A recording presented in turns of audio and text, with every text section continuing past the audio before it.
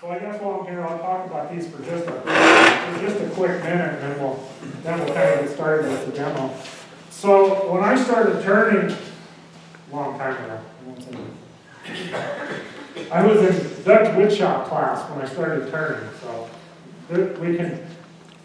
we can assign Look what you started. Look what he started. It's been, yeah, this has been a hell of a lot of fun. I've learned a lot doing this. I've gotten to go places and demonstrate and meet people. So it's been a heck of a lot of fun. And one of the guys I met really early on was Trent Bosch. He's in our club. He doesn't come very often. You see him at the symposium mostly. But when I first started, he was turning salad bowls and selling them professionally. He was turning enough to make a living at it. And I saw that early on, and I thought it would be really neat. And then I met Mike Mahoney, and he was doing some classes here, and I got to take some classes with him, and I thought, man, this would really be cool, but I ended up not doing that as a profession. It's kind of just been a hobby that sort of paid for itself, until you start buying 6 lathes and it takes a lot, and 5 chainsaws and everything else that goes with it. So I've turned a lot of bowls over the years, turned a lot of hollow forms and done all kinds of things, but I've stuck with the bowls. They were something that for a long time I could turn them and I could sell about everything I could make, which wasn't a huge number every year, but it was a decent amount. So it helped make it easier to buy tools. They're expensive, as you all know. So this is kind of how it's evolved over the years. I was not turning product like this when I started, but this is kind of where I've evolved to now. Pretty big hardwood salad bowls. So the wood for these is coming from local tree surgeons. And if you can get it from the city or wherever. But trees like this are getting cut down in town every day. So that's kind of where the tree-to-table concept for the demo tonight comes from. Because basically I just go from a reclaimed hardwood log that's sopping wet sometimes. Sometimes they've been cut for a few years, but they're always wet to a certain extent. And then I cut them up, dry the blanks, and then I take those dry blanks and I finish turn it to end up with this. You can green turn that chunk down to a thinner wall thickness and just let it air dry and warp and do whatever it wants to. In this climate, that works pretty good because you can ship it other parts of the country and they aren't going to dry much. They're going to get wetter. However, if you lived in Pennsylvania or somewhere like that and you thin turn them and send them to Arizona, they probably crack them and got to the gallery. So one of the reasons that I've done this is I can put it, I'm not a dry kiln, the homemade one. I can put it in the kiln, dry it in a relatively short period of time, and I have a stable, dry piece that I can turn, finish, and send somewhere, and I'm confident the piece will stay like this for a long time, assuming nobody puts it in the dishwasher. They don't come out the same. But there's also some different decorations on the outside of these. This one has some beads and some milk paint. This one has a textured rim with an air chisel, a couple of beads. And this one has a different, oh, that's the same texture. I had a different bowl, but I don't think it would fit in the box. So a couple different textures I do with an air chisel. I'm just trying to break up this bowl and give it a little more dimension than something that other people don't have. You can find a lot of bowls that are just smooth, plain, no real flair to them, and I'm trying to separate that apart and maybe a little bit more money for it too, or make it more desirable. Some of our woods aren't all that spectacular. This is elm. It's nice, but it's not anything really spectacular. I mean, you compare this to what other people have. If other parts of the country have cherry, walnut, all the really nice woods, we have lots of elm. So sometimes you add a little extra detail to it to make it look better.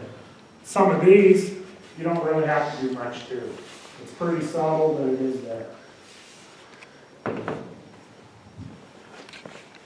So like I was saying, we start out with a log, and most of you aren't going to have really giant pieces of wood. It's too hard to handle because it's very heavy when you get it.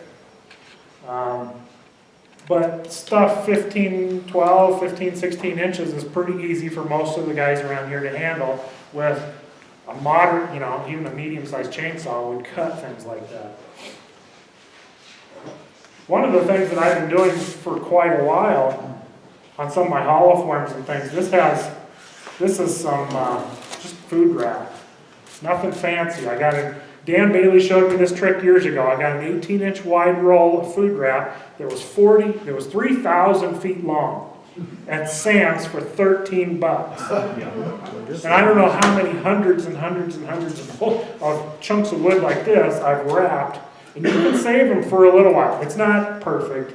The stuff still dries out, but it'll keep blanks for a week or two with no cracks at all. And you don't hardly lose any moisture, so it's kind of a cool tip. Just wrap them up tight, throw it on the shelf for a little bit. But anyway, I wrapped this up this weekend to try and keep it from cracking because it's been cut for a little while. It's not fresh. I don't remember where I got it from, but it doesn't matter. It's local. It's from Welland or Fort Collins. So we have a length of wood here out of the log. So like I was mentioning, we don't want to use the pith. I don't know if you can see that. So right here's the center of the tree. And we do not want to include that in our bowl blank. And we have a crack over here. We had a crack on this side that already existed. And then we have the pith. And everything else kind of worked out. It was clean on the other sides. So we lined it up and we split it, kind of going through that crack and then through the center of the tree.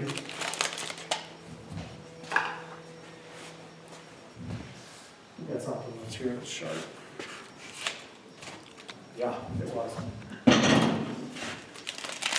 So I brought this in. You could cut this with a chainsaw, but I actually just put it on, my bandsaw's big enough, I actually sawed this on a bandsaw. So I keep it kind of clean and neat for you guys.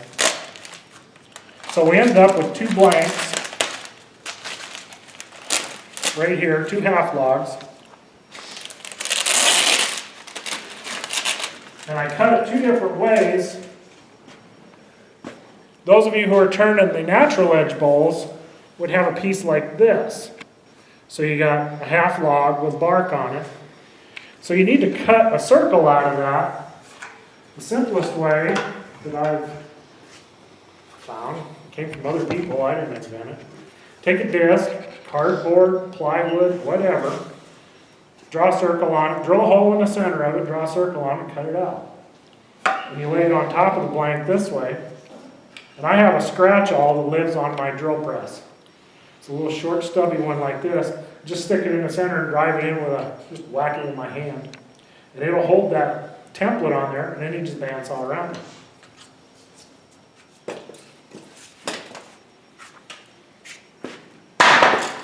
And you got a round blank.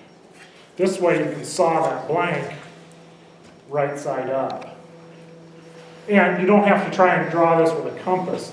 Because if you're trying to draw with a compass, the compass doesn't want to, you get an odd shape when you try to go downhill like that. And some pieces are really irregular. I cut some really nasty burl cottonwood with sides sticking up over here, big spikes, and that doesn't work. But this does. You put your center in there and it'll hold that template and just saw around it. So that would be your natural edge bowl blank.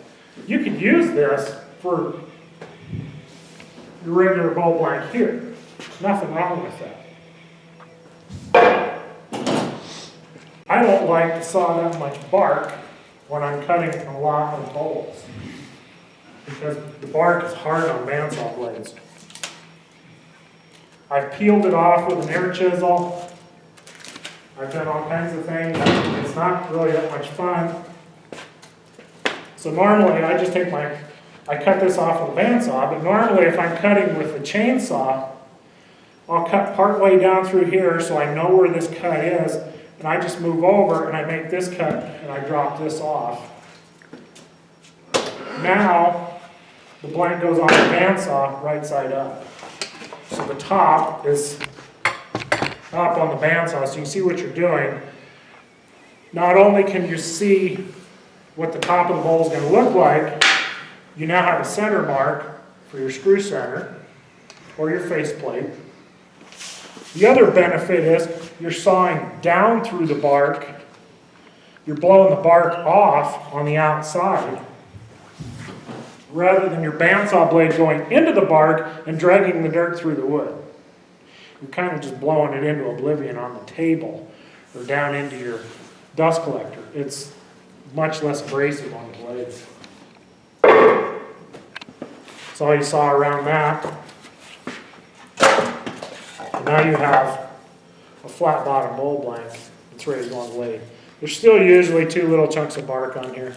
This is on here pretty good, so we'll just turn it away. If it looks like there's any cracks or fissures in here, I will take something and get that off. Normally I use my ear chisel and just take that off. You get those at Harbor Freight. It's got a little 1-inch wide chisel on it, reciprocates, it's air powered. It'll take bark off like nobody's business. Beats a skew chisel any day. And spindle turner's cringe every time you say that. So the most effective way, and this is the way I mount all my blanks when I'm rough turning bowls, I drill a hole in the top and I use a screw center, and then bring the tailstock up for support. You could put this between centers and you can use a 4-prong drive like this and drive it in there, but 2 of the prongs are going into cross grain, or going across the grain, and they just don't bite very good. 2 of them that drive in this way, you could use a 2-prong drive, but it's still not the best drive. They tend to drill a hole into the blank. This holds really good. It'll give you a lot of tension to drive with, but I always back it up with the tailstock. You can break these off. So we're gonna drill the appropriate size hole in the right direction.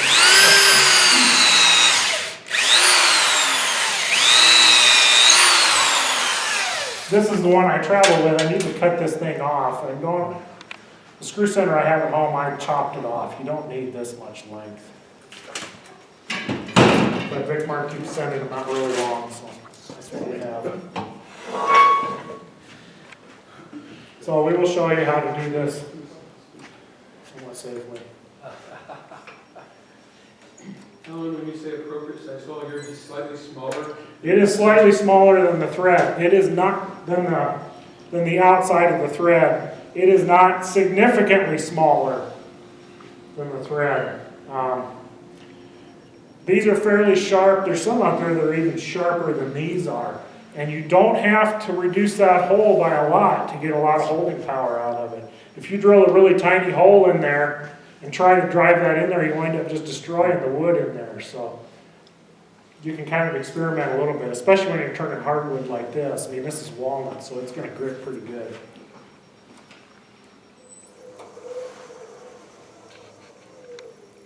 So we'll keep it down really slow here. But, you know, the other thing is put the hand on the bottom away from you, and it'll just pull it out of your hand. Don't have this hand up here. It'll shove it right into you. My lathes have a kick bar at home. It's kind of nice. You get it on there most way and just kick it, shut it off, take your hands off. Trying to figure out this lathe. And then just tighten it up. You don't have to get it super tight on there because they usually tighten as you turn them, but you want them bottomed out against the chuck. You don't want a bunch of gap in there. Bring that up, bring the tailstock up. Ooh, that's nice. Very much thumb ring in there. Never turned on one of these before, on this Powermatics. Like I said, I have 6 lathes at home, 5 of them are Vicmarks.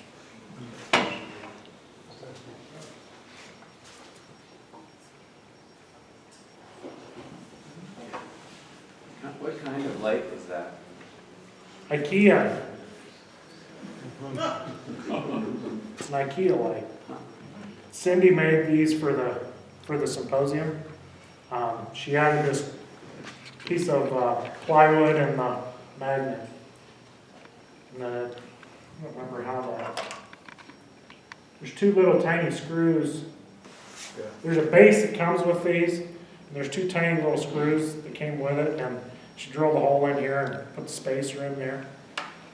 So she made a bunch of these for the symposium. And I wasn't sure if we were going to be able to find a light, so I grabbed this one out of the trailer. Because it's dark over here. Okay, so we got the blank mounted on the lathe. We got the center of the tree up here with the largest diameter. I mean, if you turn it the other way, you're going to have bark. You're not going to have a flat rim. So it's mounted in there, and everything clears the tool rest. So now we're going to go to a 5/8 inch swept back bowl gouge. The wings are swept back pretty far on this one. It'll give me a pretty aggressive cut. And we're going to work from the bottom of the bowl to the rim. We're going to cut uphill. Because the grain is running in this direction, if we were to cut downhill in here, it'd be like hand planing right into the grain. It's going to lift, it's going to cut hard, and it's not going to do very well. If we cut uphill, it's like planing off the grain, and it's going to go really nice, and it'll cut pretty easy. We're going to take the flute, and we're going to aim it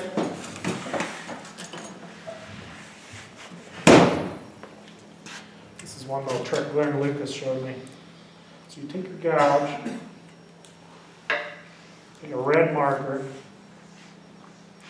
put a line right down the bottom of that flute. So if you see that red line, you have a very good chance you're going to catch. So keep that red line turned away from you. Turn it this way.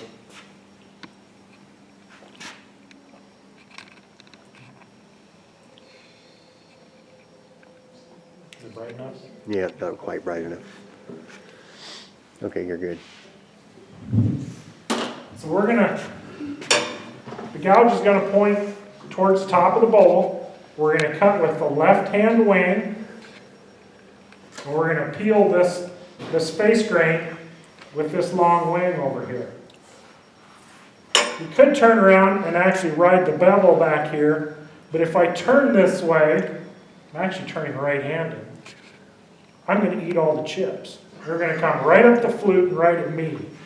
If I turn left-handed, chips are going that way. And we need to be halfway close to center. We need to bump a little bit. The tool needs to cut about at the center line of the lathe. So we got our height adjusted. We turn the speed down, and then we bring it up. Ooh. We're on a fast bowl. Yeah. Let's see if we can make it. It's a pretty small blank, so we don't need a ton of horsepower to turn this. The other thing is I'm going to hold the handle down a little bit. We don't have it flat or level. It's going to cut a little better. We're going to get a little shearing action out of this tool if we drop the handle a little bit. And I got a hold of the end of the handle.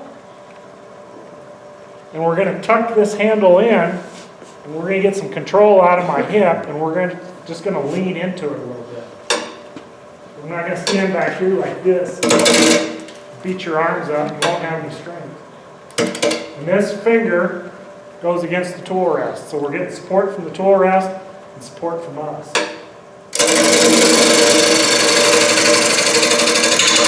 And we just move across there at a 45. That wasn't a 45, but we just move across that corner. We can work out here and try and get rid of all this unevenness on the outside part, but it's pretty hard working out there. It's all interrupted. It's not smooth. This face over here is pretty flat, and it's all face grain. It cuts pretty easy. There's a lot of end grain out here that cuts hard. So if we just come in this way,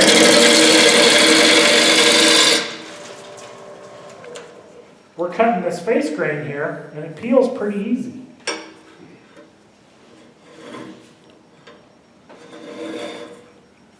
So we get some nice big long curly shavings here. If we're trying to cut this end grain, it cuts really hard out there.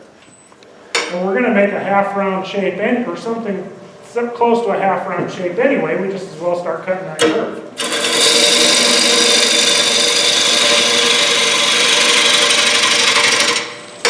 So if you're really afraid of it and you roll the tool completely over, so the flute is basically closed, it's facing the wood, it still cuts, but you're just scraping and it's pretty inefficient. You're not going to gain much production that way. If you go in there with the flute facing up, you see that red line, you're going to roll that whole wing into there without any control at all. That's where you're going to get a catch.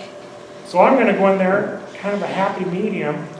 It's rolled over at about 45 degrees, so it's facing about 9:30 on the clock, something like that.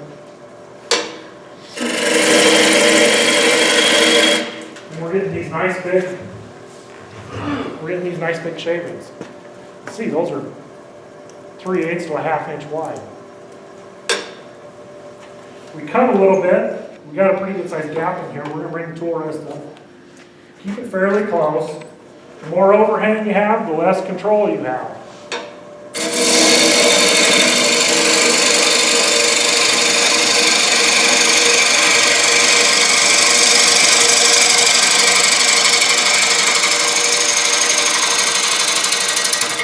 We managed to bring that curve up. We just about wiped out all of that nasty grain, and we just kind of that end grain. We just kind of came in underneath it and cut it away because we were riding on this surface that's smooth.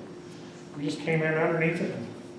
There's still some uncut wood up here, so we got to reduce it a little bit.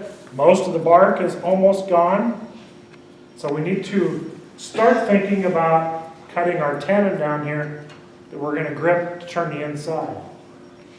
We don't want to just cut this whole thing in a half round shape and then, oh, I forgot about the tenon. Then we got to reshape the whole bowl to cut that tenon. So usually, I might take one more cut.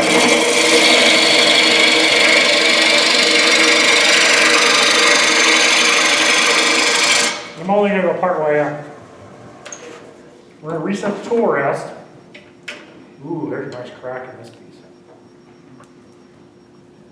There was some stuff starting to show up in there. So this piece is some ring shake on this side, right in the dead center. So this piece is going to get shortened. We're not going to be able to use the whole thickness of this piece. We're going to have to cut some of the top off.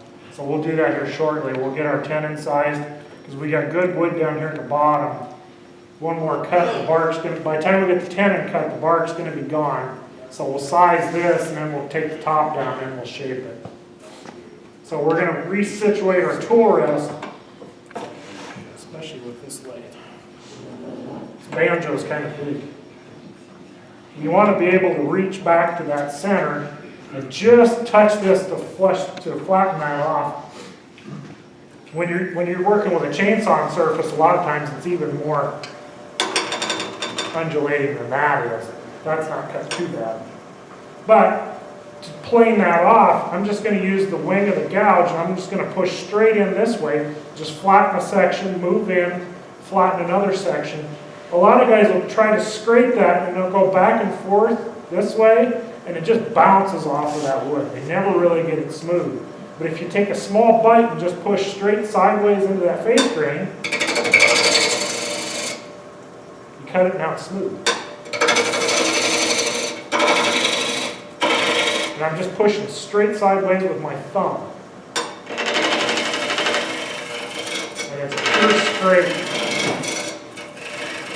And then you can drag it back if you want once it's smooth. So now we're going to come in here, make another cut like that, and size it.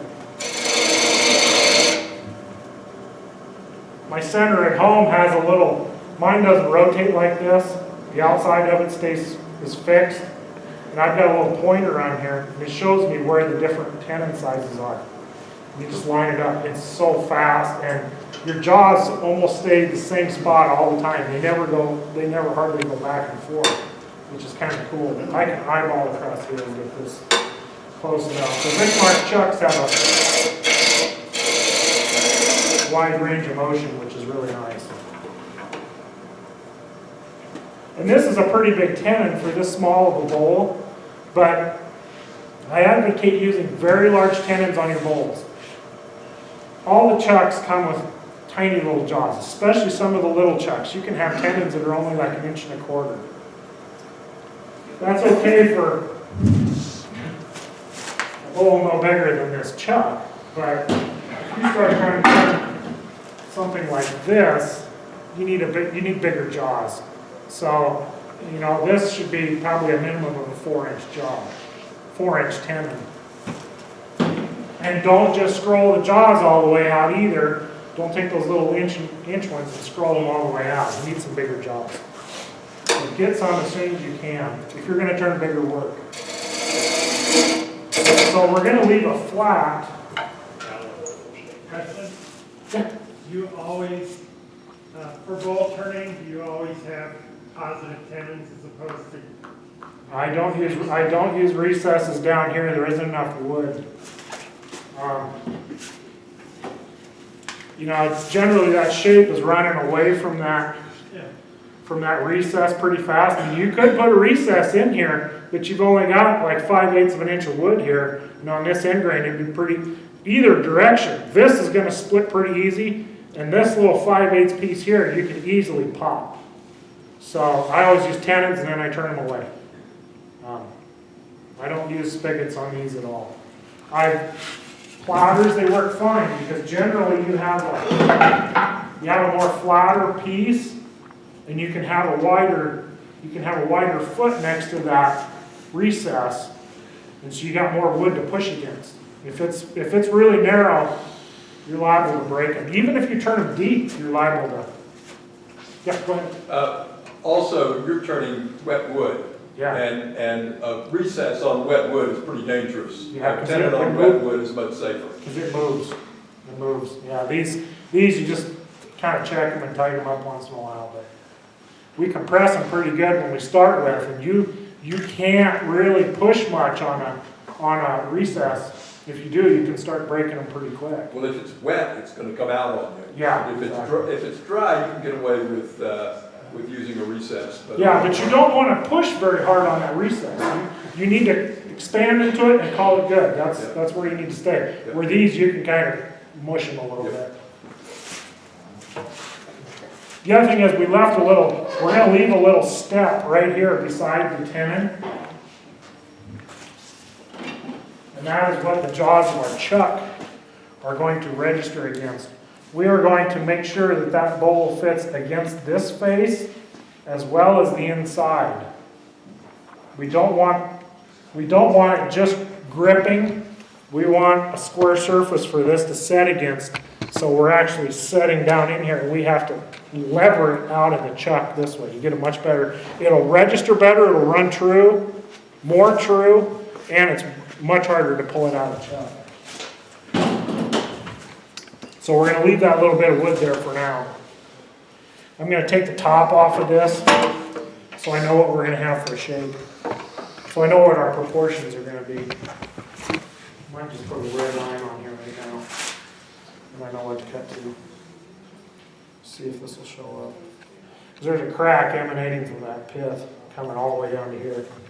And there is nothing you can do at this point to fix that except cut it away. You can glue it, you can epoxy, you can do whatever you want, but chances are as this dries it'll just keep going. So just get rid of it. So I'm going to do the same cut I did on the bottom, only on the other side. I'm going to use the bottom wing of the gouge with the fluke facing the wood. And just peel it away in bites. If you reach in here and try to do the whole side of the gouge, it does work, but if that surface is really uneven to begin with, it's very hard to get that to true up. But if you just take a small bite and push straight in there, a lot of times you can cut through that and then get into smooth wood.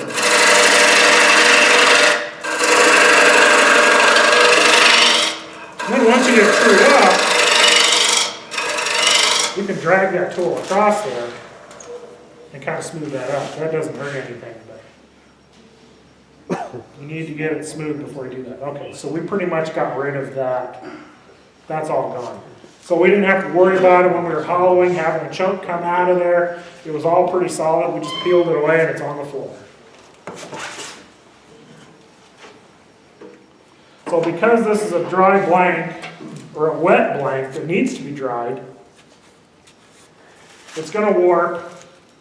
The tenon's too big.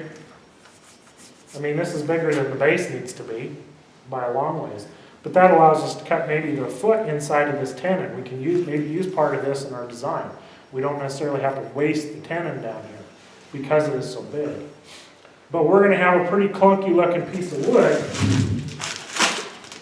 or a pretty clunky looking bowl blank. But that's what we're after. We don't want something really refined because it's going to warp, it's going to move all over, and we're going to have to finish it again anyway. We just want to get a rough shape.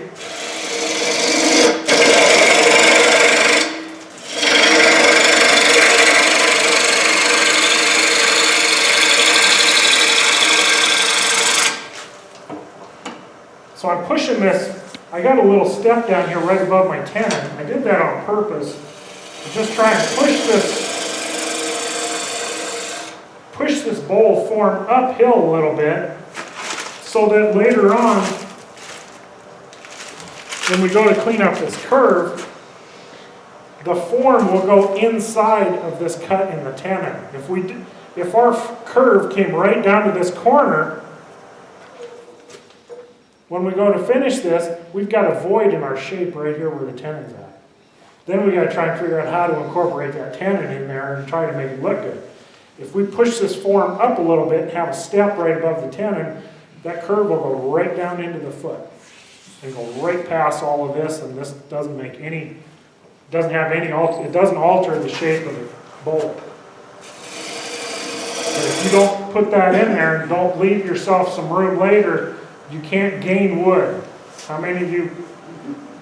This is a negative process. This is a subtractive process. You can take wood away, but it's damn hard to put it back on once it's on the floor.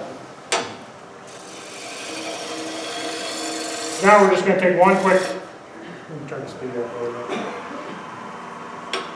We're just going to take one quick pass up here and clean this up. We're not worried about torn grain. We're not worried about making it perfect.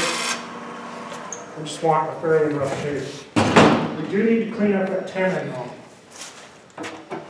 We cut them with a gouge. You can use a really long nose spindle gouge, and you can cut your way down in there, or you can just use a big scraper. This is cut. This angle is the same as the jaws of the chuck, 70 degrees. On a Vic Mark chuck, it's 70 degrees. Take it like this. I cut downhill across the end grain this way. I go right straight into this face here, and it's done. So I'm basically cutting side grain with this side of the scraper all the way in. I'm just cutting face grain.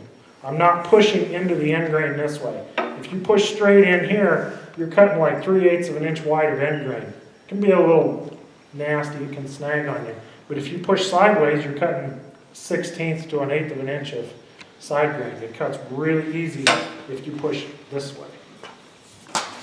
The very important thing to make sure you do is get that corner nice and clean. There's no junk down in here. There's no fuzz. There's nothing in there that's going to interfere with our holding the chuck. So now we can remove this. So this is something I do some of the times, where I do this on all of them, especially the ones that are bigger. I have to stack them up. Because it's on the screw chuck, you can clean this bottom up a little bit. If you have to stack them up, or if you want to stack to sit on the floor, you got to get rid of that bump. You got to make it flat.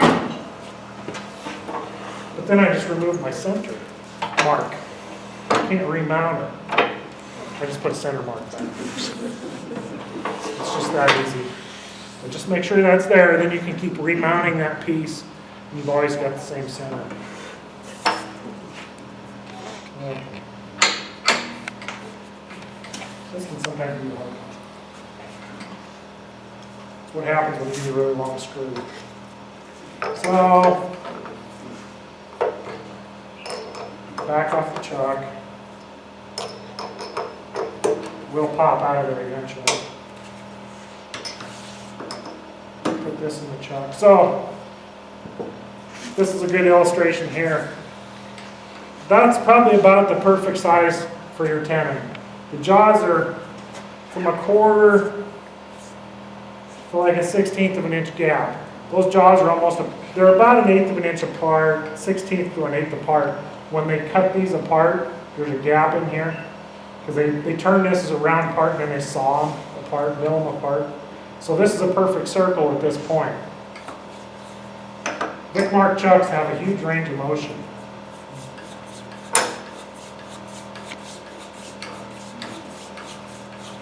They will allow you to clamp out to there.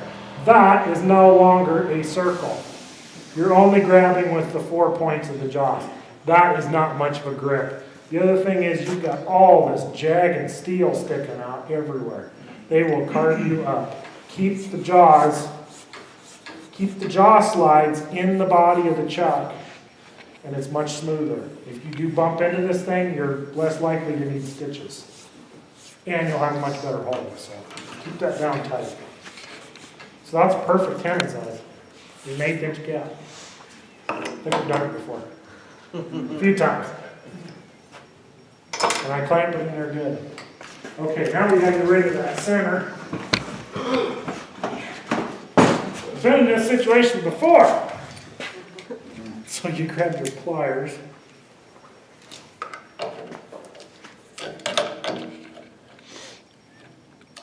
It's always in a demo like this too. Oh no, I have no way to get that out. And it happens at home all the time too, especially on smaller blanks. Bigger ones, you usually have enough. You have enough leverage to get them out. You can use a strap wrench or whatever, but usually it's easier to just take it out of the chuck.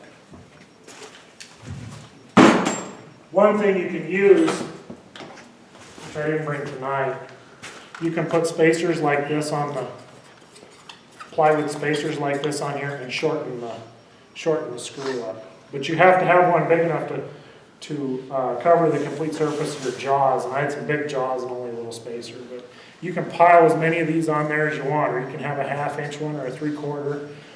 That works really good when you're doing platters to shorten that screw. Okay, now we're going to take the center out of this.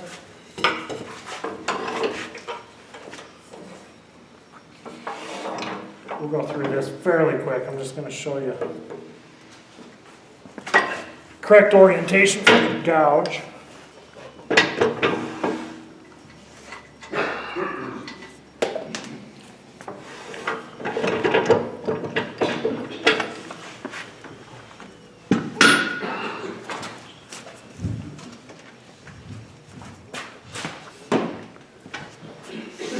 So we're going to take the gouge and it's going to face towards the center of the bowl.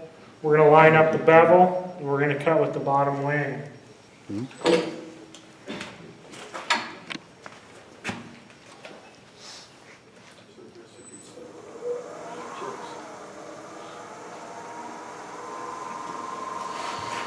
So we'll start a little ways from the center and make a cut towards the middle. And I kind of swept an arc around there. You can go straight in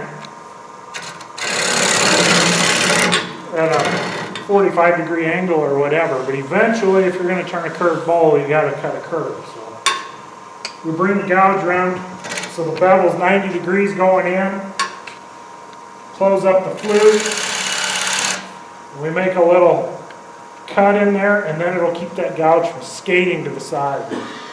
If you just come in with the gouge open and don't start with that tip, a lot of times it'll kick and it'll skate across the surface. Once you have that little cut in there, the gouge will pretty well follow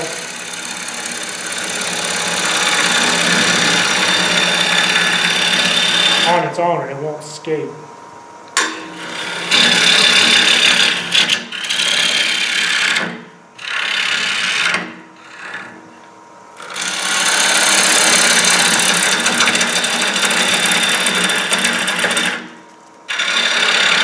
If you're cutting a pretty deep bowl, you don't have to make every cut all the way to the center. You can cut your way down a ways. Keep making progressive cuts.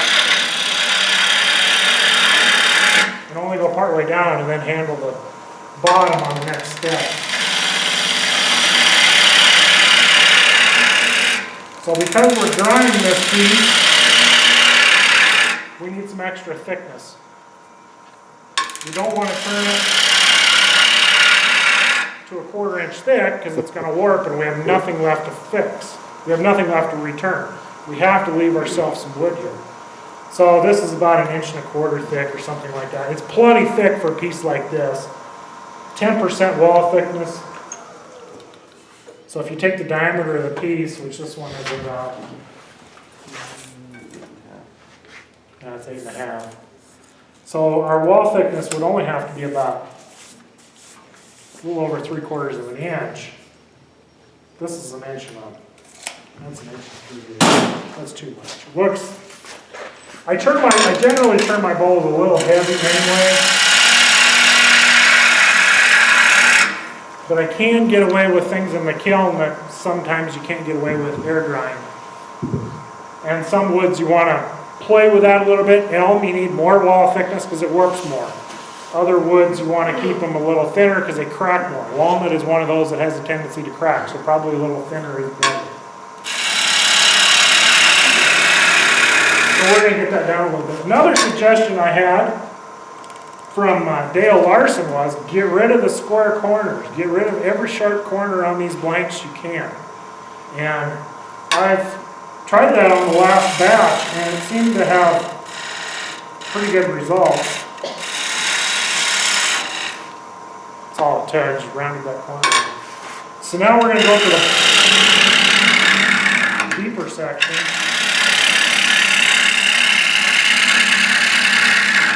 Just take the gouge and pick up any step where we left off.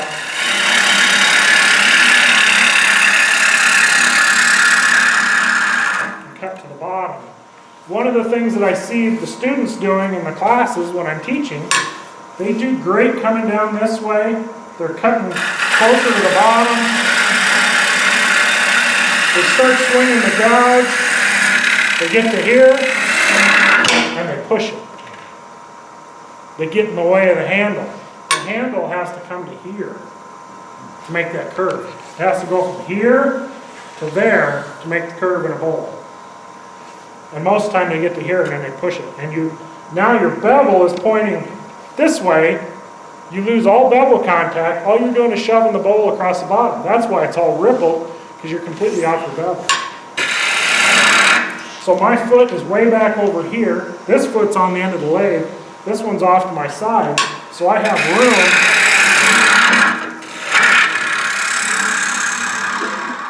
to pivot and get out of the way, to cut that curve.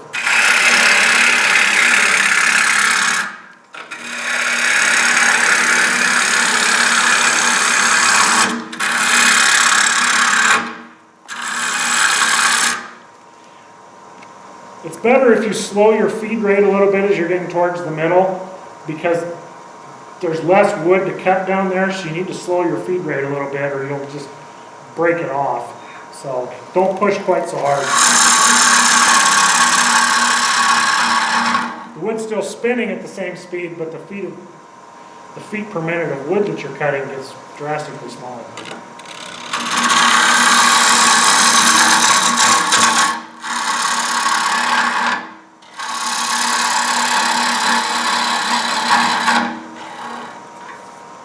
A little deeper.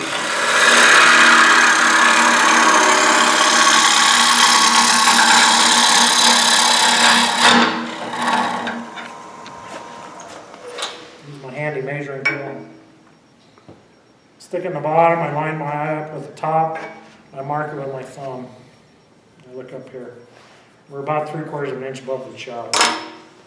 So if we take one more pass,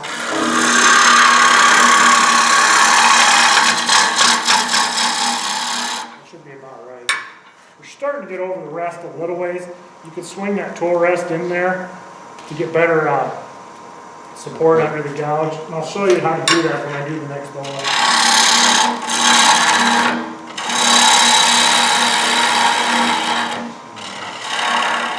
So I made about 3 passes to get that last little bit at the bottom instead of doing it in one. And that made it easier. If you're having trouble with it, try to take a smaller cut. If you're having a lot of trouble, go sharpen. Actually, if you're having trouble, go sharpen first, then try the other thing. Ron, you made a point about rounding the corners, so to speak. Yeah. Is that just to keep it from, The checks, and a lot of the checks start on the corners. If you got something really sharp, that's usually where the cracks will start. Mahoney was doing he's been playing with that too on different, not only his bowl and platter blanks, but on some other objects too. And he's seeing a difference there too. So just try and get rid of some of the corners. If you're leaving square corners on your roughed out work, try and get rid of them, and it might help. That point will dry out before everything else. Yeah. And that's where your trouble comes. So this is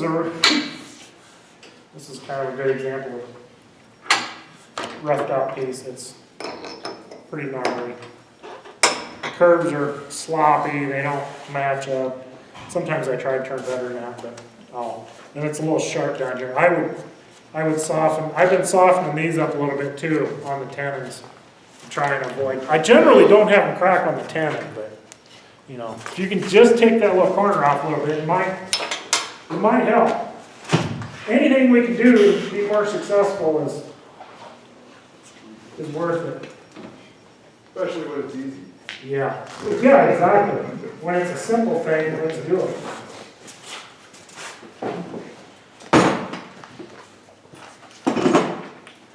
I got my mounting block at home.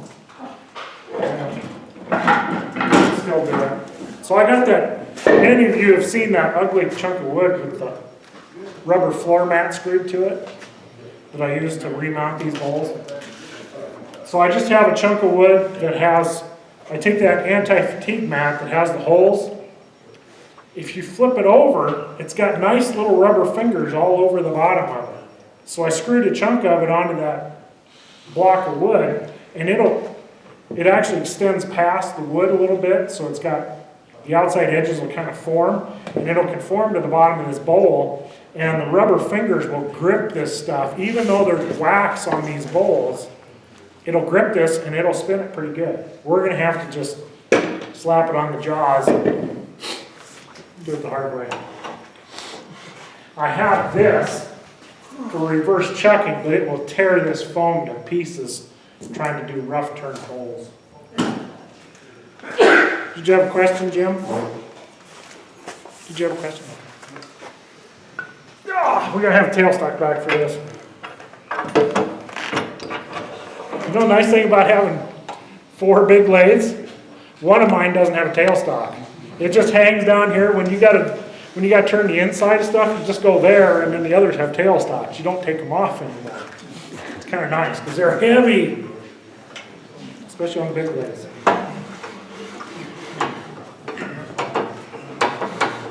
Uh-oh, you might be turning in one spot.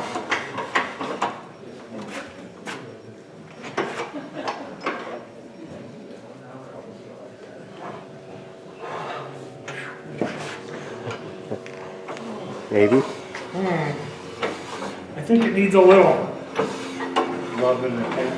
attention. A little wax and a little WD-40 maybe. Okay, so we still have our center mark. It's a different center that I'm using, so the one I have has a very shallow point, which I like because it doesn't drive deep into the wood. This one sticks out almost 1/4 of an inch. So that could be a problem on some pieces. That point's going to be pretty deep in there. But we have that, so we just line up in the same hole. This piece is dry. It came out of my kiln, and it was in there for about a month, 5 weeks, something like that. In the past, I was air drying my bowls in the basement, a couple hundred at a time. And it seemed to work pretty good. I found out the humidity was higher in that house than it is in the house we're living in right now. This house, the humidity in the basement is 26%. Wood at 26% doesn't have hardly any moisture left in it at all. So I was cracking pieces almost instantly when they went in the house. So I finally just went ahead and built a kiln. But when I was doing this before, evidently I was in the 50% humidity range in the basement. And all I had to do was keep the airflow off of these. I waxed the end grain, put them in a bag with some holes in it, a whole stack of bowls with a couple of holes in the bag, and I'd leave the bag on them for about a month, something like that, just to try and slow it down for the first month or so. And then I'd pull that bag off and just let them sit down there for a year. They would be dry, and some of these bowls would be dry enough to finish in 6 months, but I just leave them there until I wanted to turn them. But I generally had pretty good success with that. But now I couldn't do it in this building, so I built the kiln, and that's working. It's working really well. My failure rate's down to a couple in 100, maybe 1 or 2 in 100. And that's usually because I threw a crack bowl blank in there. Can you describe your kiln? It's a 4 by 6 foot garden shed with a dehumidifier in it, 2 circulating fans, a heat source, and a controller for the heat and the dehumidifier. And it'll hold about bowls of various sizes. It'll hold a little over 100 bowls. They're on metal shelves, so there's space between them so the air can flow through it. There's continual airflow all the way through the kiln, and it's sealed as tight as I can get it, so I can pull the humidity on at the rate that I choose. And you want to go at least not more than 1% per day is about the rate that I've found works. If you've got some really high-end wood and want to go slower, go a 0.5% per day, and it might take 2 months. But you'll have better. The quality will be better. The slower you go, the quality is better. Okay, so we've got a blank now that's warped. As you can see, it's worked pretty good. Some are even worse than this. The white stuff that's on here, the club was buying greenwood sealer for quite a while, but I don't think we're currently doing that. So I was looking for some other alternatives to seal these with.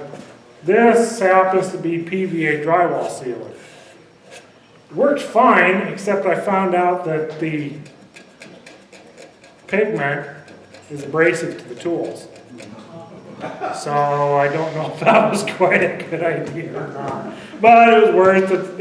It was worth trying. I mean, I used $3 worth of sealer to seal 100 bowls, so I mean, it was pretty dang cheap. And it's not that hard on tools, but it is a little bit tough. So there's some clear ones. I've heard some other people using Elmer's glue.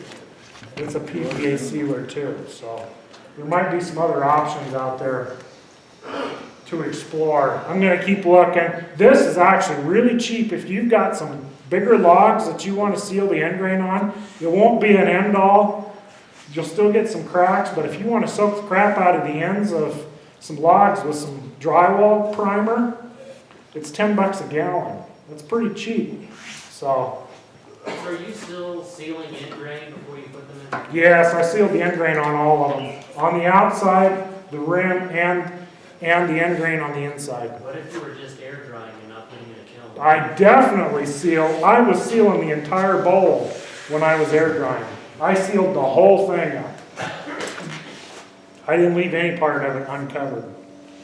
What percentage are you shooting for moisture content? I'm pulling them out of the kiln at about 12.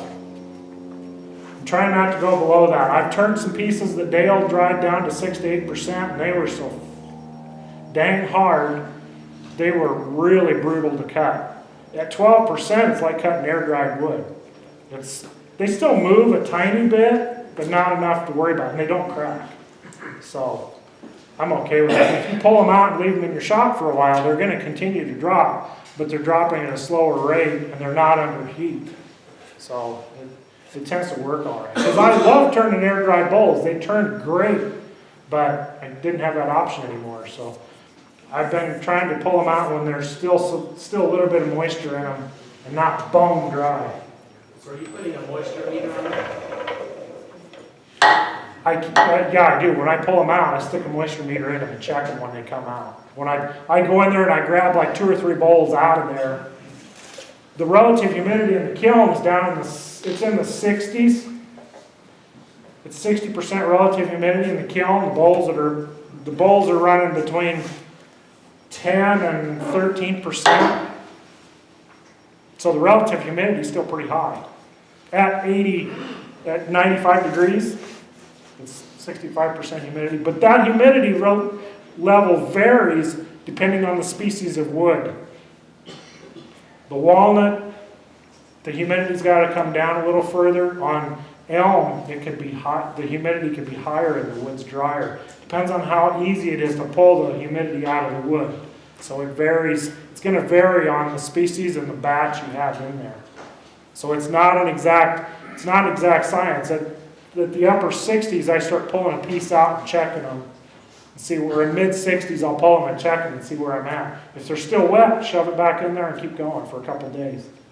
And then I just keep checking them slowly. You have to put the same species of wood, all the same species? I haven't been. I've been mixing them and I've been doing okay. Generally, if you're doing that, though, you probably need to slow down and go a little bit slower. You probably want to base your rate on what your hardest wood to dry is. And not go any faster than that. Because you don't want to suck it out of those hard to dry woods too quick or they'll crack, just like that. I had a bunch of walnut in mine this last time, and I went pretty slow. Tried to go pretty slow on it so I didn't crack them.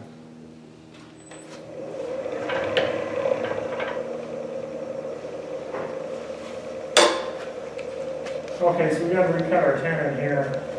I buried it. We'll just have to. We won't trim it much. We're going to trim this tenon up right away. We'll attempt to make a cut or two on this bowl. But if it doesn't work, if we happen to knock this thing out of whack somehow, if our tenon is cut, we can pull it out and stick it in the chuck. And we probably didn't lose too much. If you're out here working away, carving away on this thing, and you knock it out of whack, and you didn't have your tenon cut, you got to throw the thing back in the lathe and recut the whole thing back around and get a new tenon. You're going to lose a bunch of your wood. So clean it up now before you push on this.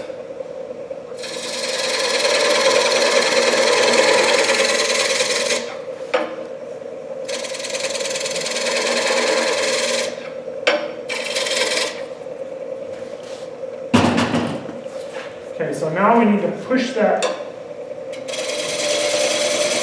We need to push that form back up a little bit again. We took that ledge off of there that I had cut before.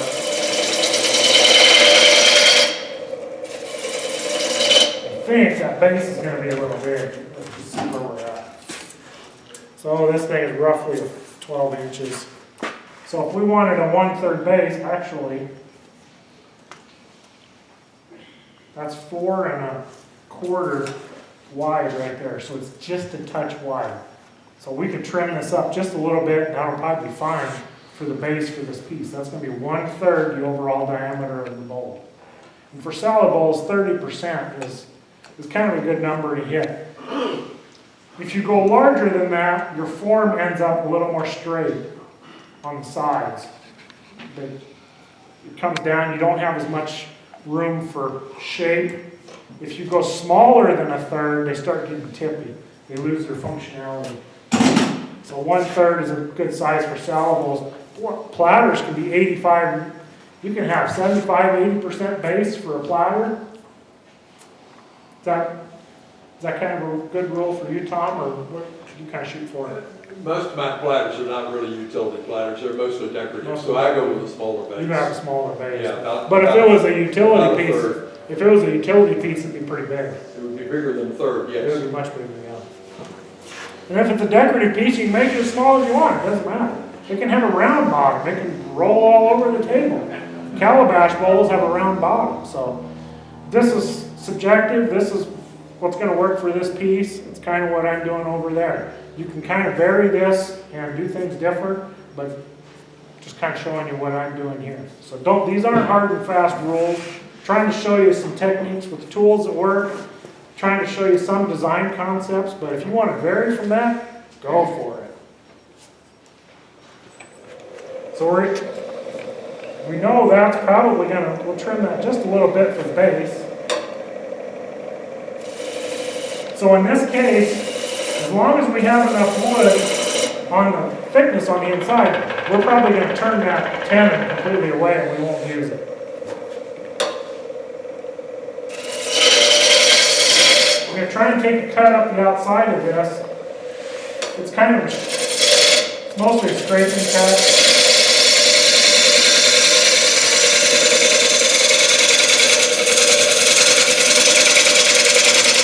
It's starting to bounce a little bit.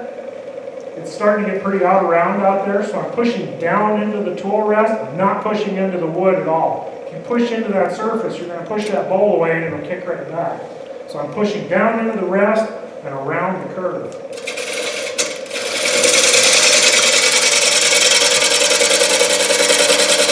And now I'm actually rubbing the bevel.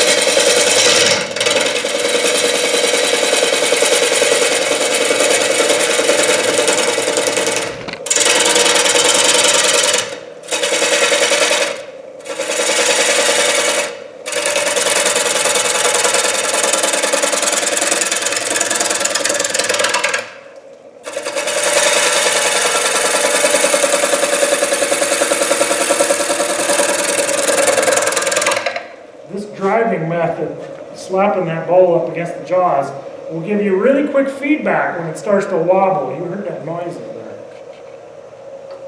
Just tighten that up a little bit. I just backed off on my cut a little bit, on my depth, and just tried to move through it slower. Okay, let's put that there. So now we're going to flatten off this rim. I want to clean this up, look at what I have, make sure there's no cracks, there's nothing in there that you don't want in the bowl. We want to figure it out now and cut it away. So we're just going to scrape this rim with the bottom wing of the gouge like we were doing before, but we need to be more careful. It's drier, it's harder, it's not flat.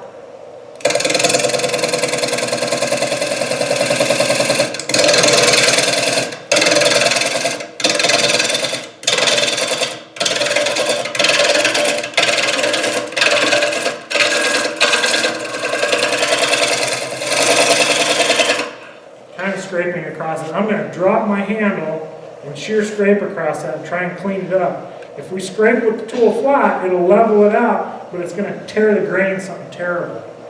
If we cut with it straight up and down, it'll cut really smooth, but it's lumpy. If we go halfway in the middle, we get the best of both worlds. Yeah? Why didn't you just put it on the tenon right away? Okay. But I'm right-handed, it's easier to turn the outside right now than it is trapped in behind the chuck. I almost every bowl that I turn in my shop gets finished on this orientation here. It's easier to access this, especially doing the texturing. It's easier to get at this side than it is behind the chuck over here. And I don't have the headstock getting in the way of tools, and I've got some cuts I'm going to do over here that this would get in the way of. So that's why I'm doing it this way.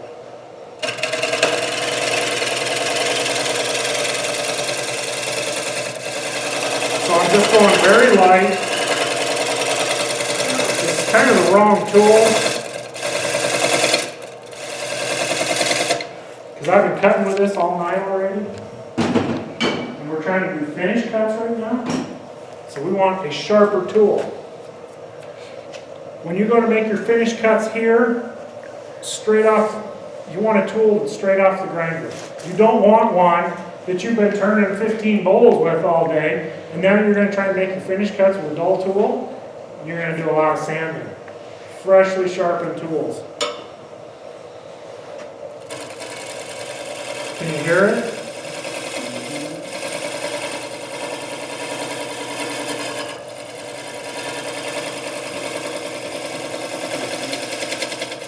The other big thing is when you're cutting on this rim, you want that gouge basically completely closed up.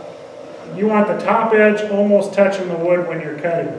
Do not have that thing open. It will snap, it'll bite into that face grain up there so fast. It'll knock the, oh. There's some good voids in this piece. It's gonna make it a little bit more difficult, but won't be that big a deal. So we've got the outside half of this cut fairly clean. And that's really all I need at this point, because the rim shapes that I'm doing, I'm going to cut away this interior part of the rim. That's going to go away, so we're not going to worry about it at this point. But now I know what I have to work with from the rim to the base. These are my dimensions. So my curve has to go from here to here.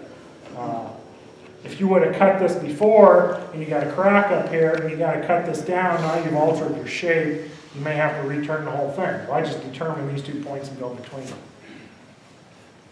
And I check it out at this point. So we got to get rid of this. This is still some more from the rough turn surface here. One more pass will take care of that. Everything else looks good except for this. How many of you know what that is? Most of you. It's torn grain. We were cutting, you know, it's a dry piece now. It doesn't cut like wet wood anymore. It's pretty soft wood. Why did those voids show up now? You just cut into them? They were there, and it was hard to see with the paint. Oh. They were there. These got bigger. I cut part of it away, so a couple of these, especially this one, got a lot bigger than it was. So sometimes you have to make a judgment call whether you turn further to make them smaller, things like that. These are generally fruit bowls, not salad bowls. For various reasons. Or a colander, or a strainer, or whatever. Okay, so we need to, you know, a lot of the pieces, that one bowl over has those beads in it. So we'll try and get ready to cut those beads in there. I want to cut them into a clean surface. So we're going to take the same gouge. We're going to shear scrape this area right here because we're going to put them in the upper third of the bowl. Actually, yeah, no, that's fine. We'll use that. So we're going to keep this top wing as close as we can so it doesn't catch. And I go back and forth with this tool. I go uphill and downhill. You can push it, pull it. The tool rest is kind of going out. And my gouge is getting short. That was my first bowl gouge. Not that much left. All it does anymore is shear scrape anyway.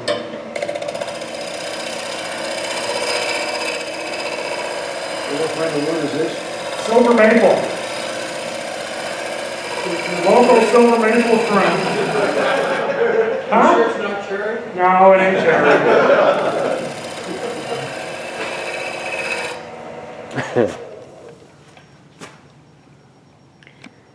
Too bad. So that cut pretty nice.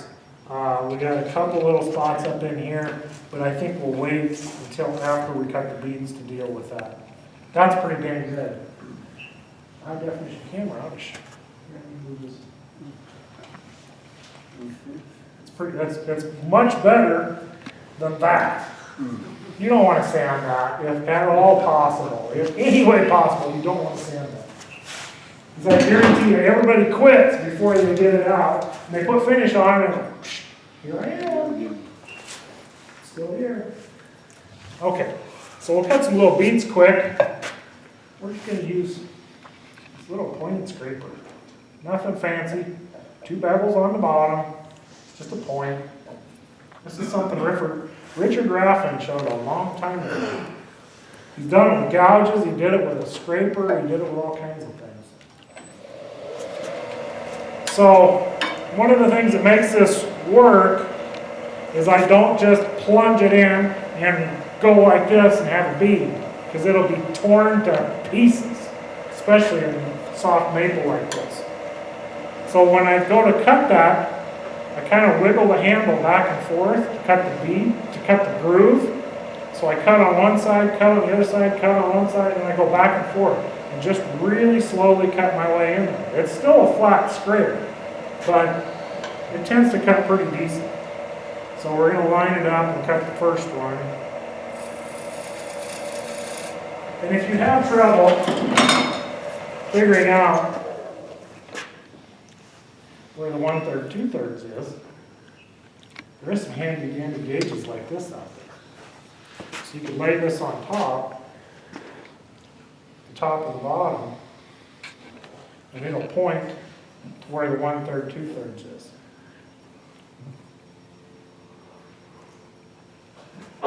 So we'll try and make this the bottom bead here, and we'll cut from there up. Most of the time I just wing it, and it looks like I get pretty close most of the time. I don't use that very often. It is a handy thing to check. So we're going to wiggle back and forth. Cut that little V groove. Got another one here. Another one there. You could stop here, but 2 beads, we'll do 3. It's just one of those art things. So we got 4 V grooves and 3 flat beads in between. So now we got to round them over to make them a bead. So you take the scraper and you stand it up on its edge, and now you got a shear scraper on the one side. And if you roll it up the other way, you got another shear scraper on the other side. So we'll do the top first, which means we're going to stand it up on the right-hand side, and we're going to cut with the bottom wing. And we're just going to roll our way. We're just going to roll our way around the bead.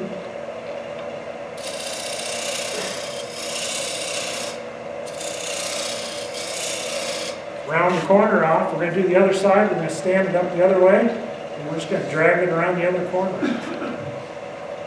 Be careful not to stick the point in where you don't want it.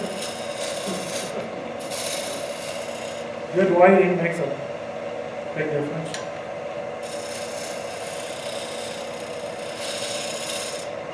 The other thing you'll notice is, you just put your camera right there. That's not dust.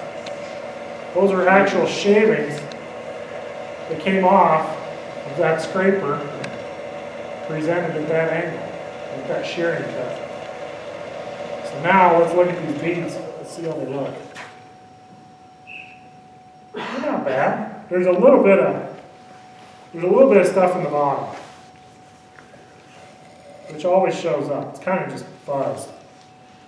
There's a couple ways you can handle that. One, you can try and sand it out. It'll probably come out of there okay, but the other thing is a lot of those have dark grooves in them. This is a little bit more difficult with the wormholes. So this is cloth back, heavy duty cloth back sanding belt. David Nittman showed me this a long time ago. Something similar to this is how he was burning the beads on his platters.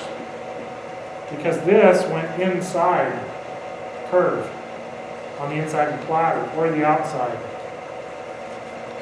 And it burns a pretty clean line.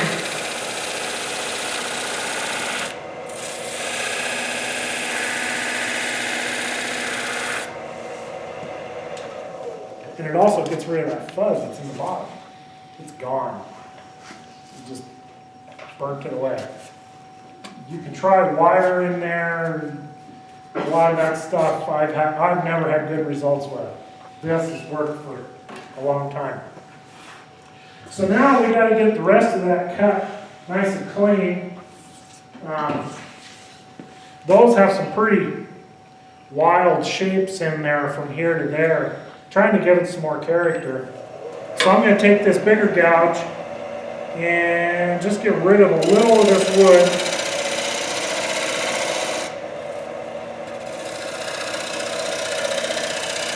especially where some of that really torn grain was. But I'm trying to cut nice and clean so I don't cause myself more work.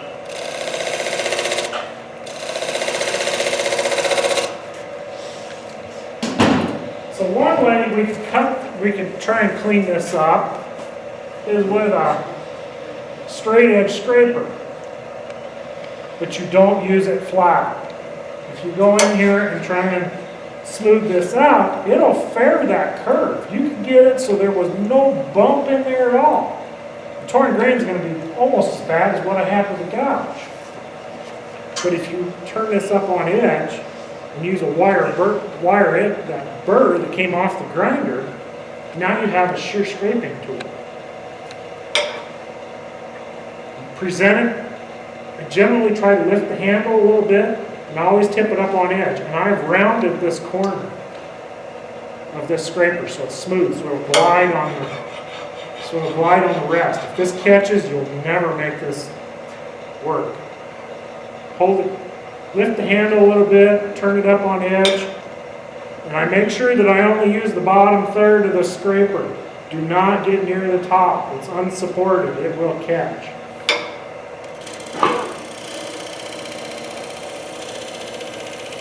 So if you have a convex curve, the straight scraper works.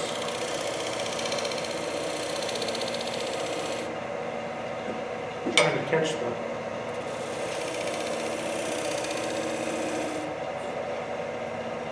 So just very fine little shavings coming off of there. It's not dust. We are actually cutting. So it's starting to clean that up. It's starting to get rid of that. However, that only works on convex surfaces. It doesn't work if you're trying to cut the concave side on the inside of the curve. So we've got the swept back gouges will get us part of the way. I have a little bit of a cove down in here that we need to cut. So I bring the tool over here, keep the top edge close, point that handle up, point the tool up in the air, keep the handle down, keep the tool rest close. And just shear scrape that very, very lightly.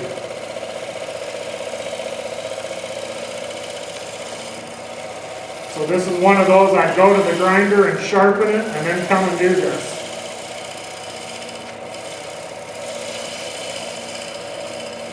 This tool only is going to cut for, this one might cut for 30 seconds or a minute. If I cut this surface and it's still a little bit torn, I'll go back and sharpen it again and cut it again.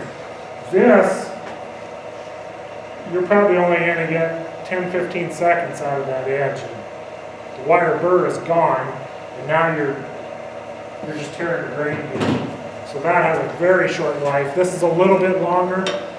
You're not going to cut much wood with this.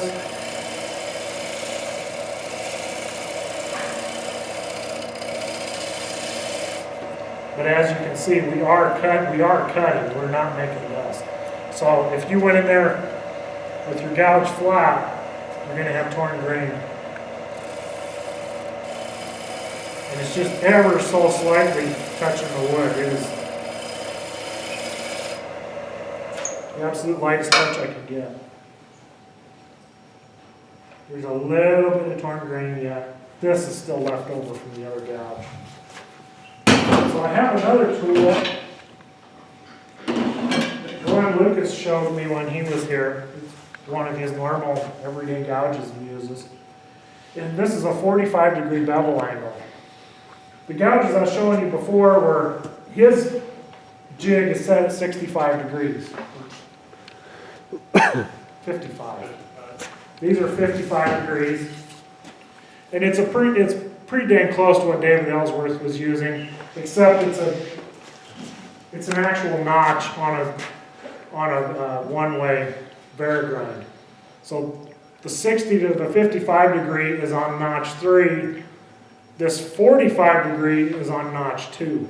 So it's pretty easy. They're both sharpened with a jig.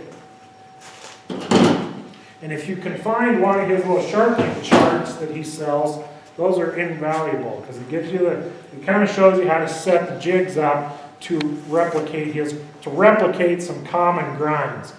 This thing is, the other thing that this is coupled with, this is some of the new robust gouges that Robust is selling. These are some of the smaller ones. So it's some pretty good steel, sharpened on a 360 grit CBN wheel. This thing is freaking sharp, and it cuts like butter. So I'm going to cut on this upper portion of this and try and cut the curve in there and see if we can get it nice and clean. So this is an actual double rubbing, uphill pushing cut.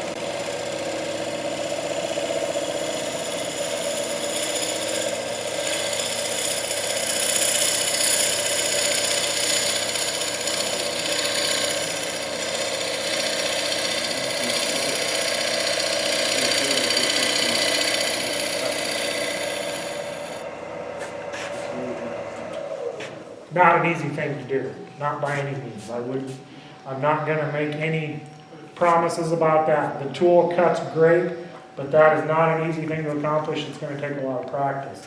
But there's another way you can use this tool too. Yeah, there it isn't. Other than this, which is still left over from the other gouge, there isn't one spot of torn grain anywhere. This is the cut. This is the gouge that Glenn Lucas is cutting all the outside of his bowls with. And it's one pass and he's done. It's ready for sanding. He takes one roughing cut, one finishing cut, and he's ready to sand. Pretty incredible. I can't cut that big. Not gonna throw any illusions out there. I can't do it that. I'm not there. Maybe in 50 years, right? I doubt it. He's turned more bowls than most of us will ever think of seeing. So the other way you can use this tool, you can use the opposite wing, and you can kind of shear scrape with it. You can shear scrape with it too. He showed how to do that. Your edge isn't going to last very long. The other thing is you can shear cut with it. It's a little hard with this tool rest. But I'm using it in a pulling motion. Doing a pull cut, which is sometimes a little easier to accomplish. So I'm just kind of tucking it in and I'm pulling it along that surface. So the gouge is up high, the handle's down low, but I am riding the bevel. And then I'm pulling it across that curve. And we're getting a similar result. But part of it is, it's a very sharp tool.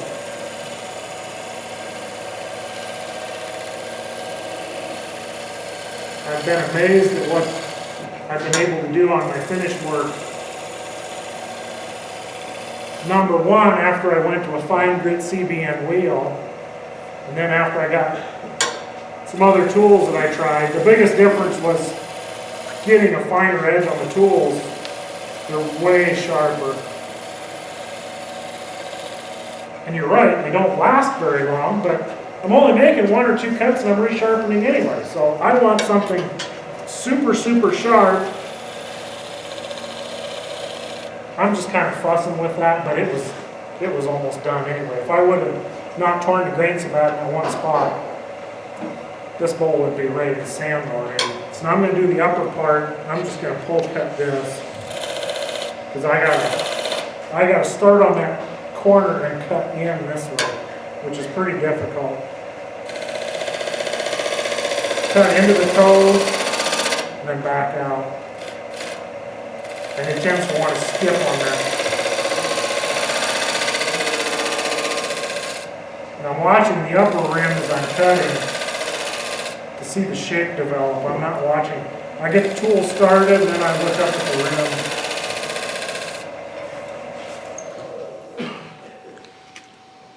There's a couple little lines in there.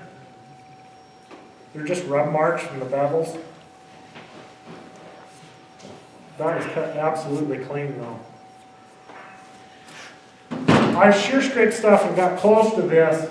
I was taking some smaller gouges, the 1/2-inch gouges like this, 1/2-inch diameter, especially in this area here and in this area here.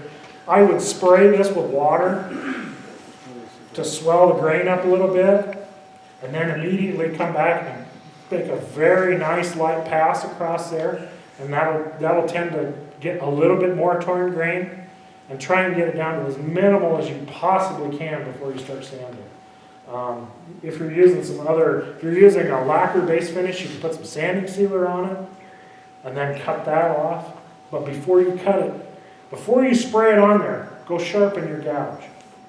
Come back, soak it, and then make your cut. Make sure that when you make that cut, that is the very first cut you made when it came off the grinder. Don't use dull tools. It will not work. You're just going to tear more grain. That's probably one of the biggest things that I've learned over the last 10, 15 years, especially the last 5. I thought I was pretty good at it, but trying to finish turn more work, you get tired of sanding really quick. So water and sanding sealer both bring up the grain. Yeah, they'll both swell it up or stiffen it up a little bit. The sanding sealer will stiffen it more.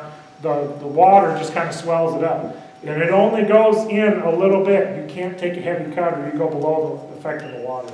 Which would you prefer? Well, when this kind of work, we're putting a mineral oil type or a walnut oil type finish, so I use water. Because I don't want any sanding sealer or anything on these. No lacquer. So this bowl is pretty much ready to come off and go on the chuck so we can turn the inside. You could sand, and I have done this a couple times, I've kind of played with it, sanding this side to maybe 120 or something, go through the 80 or whatever. This wouldn't need 80. You could start with 120 or 100 back here. But most time I just take them off, turn the inside. Sand the inside and outside at the same time. It's 8:41. It's 8:41. Okay, we'll go fast.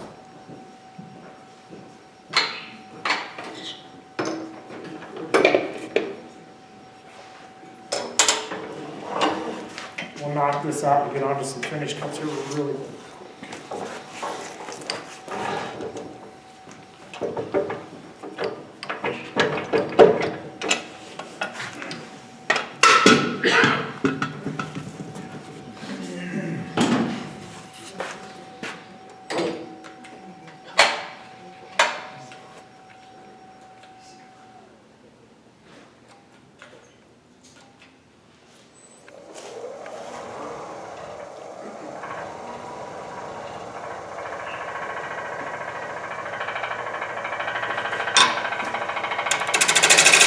We're going to make some cuts here.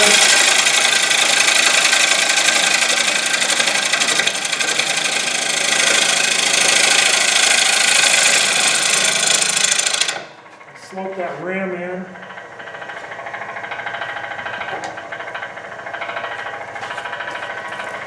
You can either slope your rim in or out.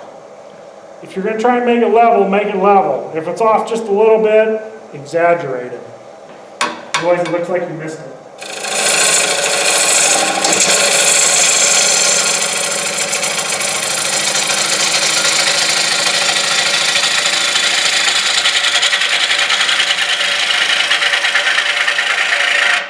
is why we wear helmet type respirators.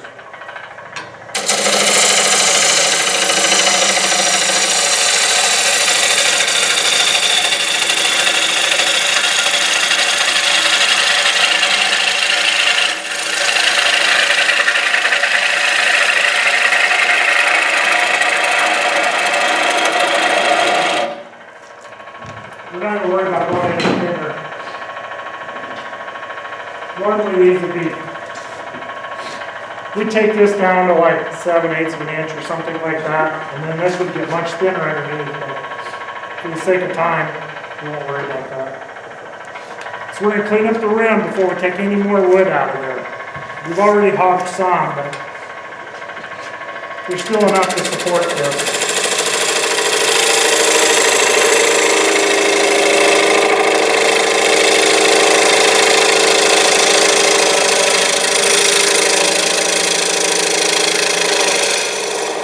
So that was kind of a heavy cut.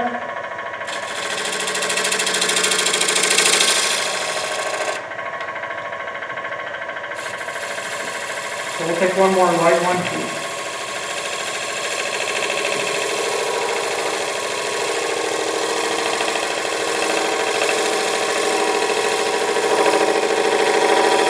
Some chatter right at the end. We're pushing too hard on the wood. And the weight is moving.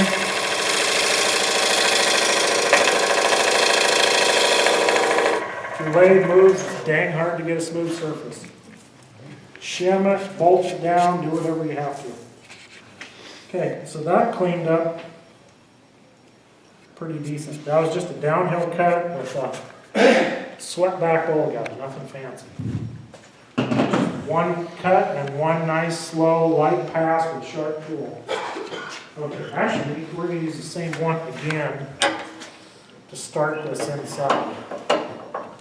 One of the things that Mahoney always advocated was when you're trying to make these really fine cuts to clean up the wood, use a smaller gouge. The smaller gouges will cut cleaner than the bigger gouges. The only thing is they have a limited reach. If you reach too far, they vibrate, they chatter. So you have to use them very close. The rest has to be very close to the work. So they sometimes have limited scope on how much they can attack. We're going to use it right underneath this rim to try and cut this nice and clean.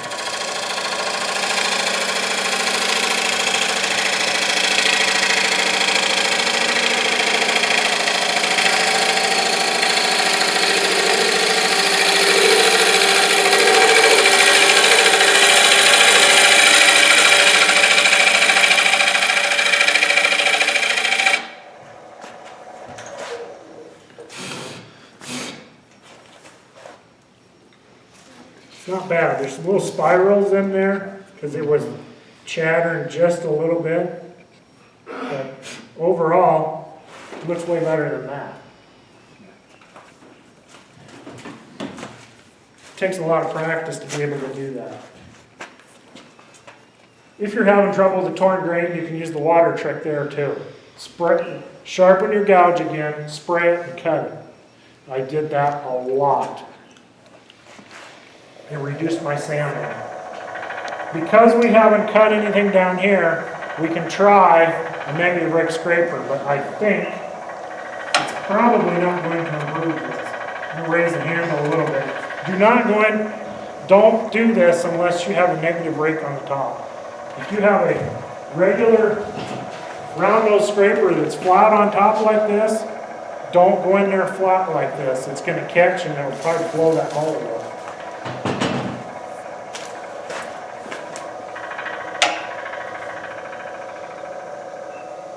And you have to be very, very light-handed with this.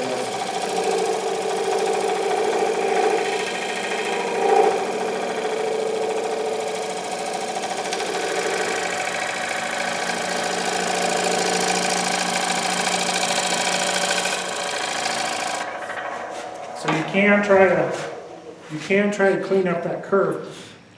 Try and clean up the curve and maybe try and reduce your torn grain with the negative rake scraper.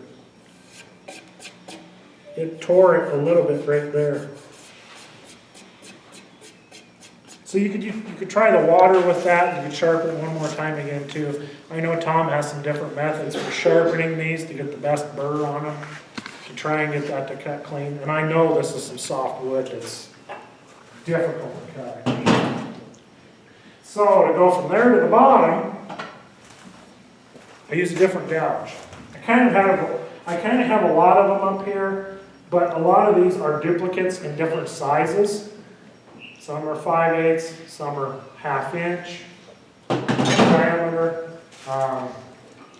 Like this one, this is an old U-shaped gouge. That's why it's a shear scraper. I don't like the way it cuts because the flute plugs up. These are parabolic flute shapes. They're much more open. They don't plug up.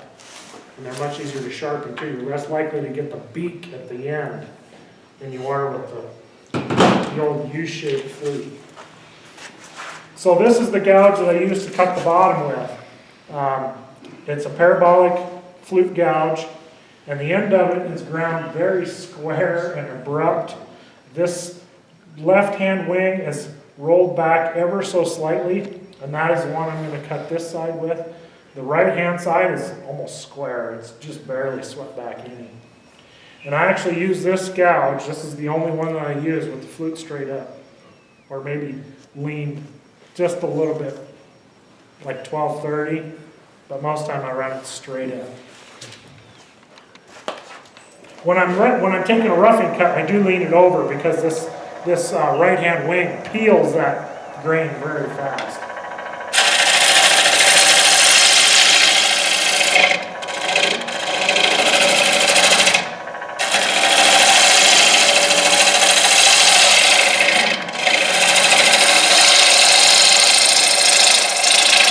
This gouge will cut clean, but it won't cut clean if you're cutting a lot of material. You have to take a fine cut.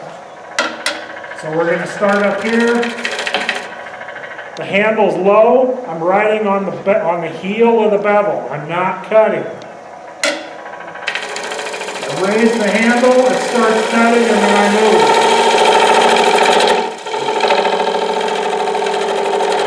It's a little rough right there.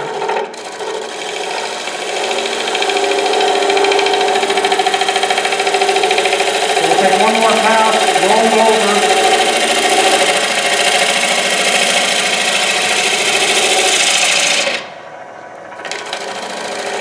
Now we come in with the flute face out.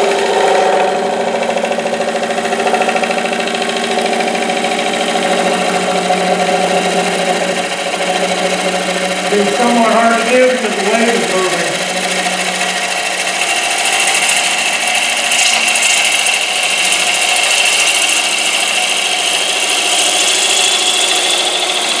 So I'm pushing very hard into the tool rest, trying to follow the lathe around the corner. But it's very clean. I got a little bump right here. We would have to come back and take another pass. I'm going to move the tool rest so I can get a different area.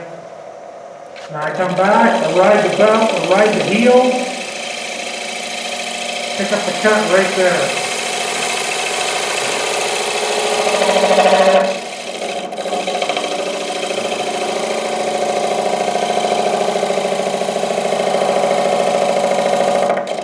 Lathe is moving, I got wormholes in it.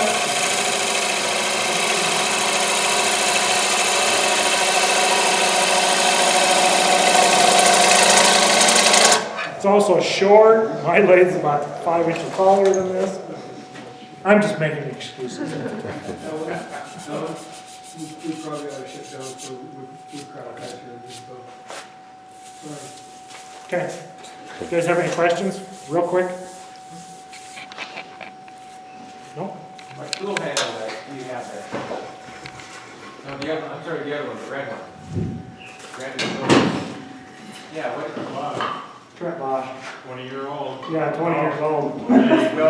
This is very early, very early. Thank you guys.